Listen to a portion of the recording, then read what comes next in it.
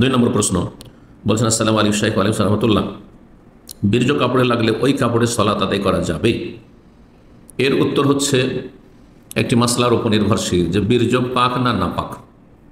যারা নাপাক বলেছেন, যেমন মজি নাপাক, পেশাব নাপাক, পায়খানা নাপাক, হ্যাঁ, মানুষের রক্ত নাপাক, তো যেগুলো নাপাক ওই রকম যদি নাপাক হয় তাহলে সেই কাপড়ে সালাত পড়া যাবে না।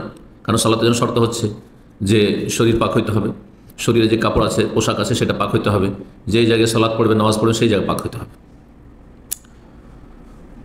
কিন্তু বীর্য যেটি মানি সেটি পাক না নাপাক? একদল বলছেন নাপাক, কিন্তু আরেক দল বলছেন যে না, সেটি পাক। জি, এখন মানুষের গুপ্তাঙ্গ দিয়ে কোনো কিছু বের হলেই সেটা নাপাক হয়ে যাবে না। বীর্য দিয়ে আল্লাহ রাব্বুল আলামিন মানুষের মতো শ্রেষ্ঠ মখলুককে আল্লাহ সৃষ্টি করেছেন। সবচেয়ে শ্রেষ্ঠ আল্লাহ রাব্বুল আলামিনের সৃষ্টি হচ্ছে মানব জাতি। তারা মানব জাতিকে নাপাক পানি দিয়ে সৃষ্টি করেছেন, এই কথাটি কি আসলে হাদিস সম্মত না ভুল কথা? আসলে এটি আমাদের দেশে প্রচলিত ভুল কথা।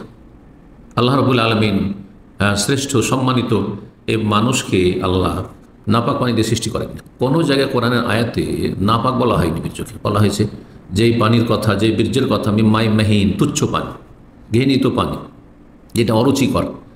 তাহলে সঠিক মত হচ্ছে যে বীর্য হচ্ছে মানুষের কাশ পোটা এগুলির মধ্যে। কাশ পোটা নাপাক নাই যদি আপনার কাপড়ে লেগে থাকে, কিন্তু অরুচিকর। কাপড়ে যদি লেগে থাকে তাতে রুচি হবে না। সুতরাং এটি হচ্ছে সঠিক মত। আর এর দলিল মা আয়েশা রাদিয়াল্লাহু তাআলা আনহার আমল, নবী সাল্লাল্লাহু আলাইহি ওয়াসাল্লামের কাপড়ে মনি বীর্য লেগে থাকতো, আর তারপরে পানির অভাব ছিল, ধুইতেন না পরিষ্কার করার জন্য, হ্যাঁ, বরং সেটা শুকিয়ে যেত যখন, তো শুকিয়ে গেলে সেটাকে ভালো করে ঘষা দিয়ে কচলিয়ে তারপরে সেই সলাতেই কাপড়, সেই কাপড়েই রাসূলুল্লাহ সাল্লাল্লাহু আলাইহি ওয়াসাল্লাম সালাত আদায় করতেন।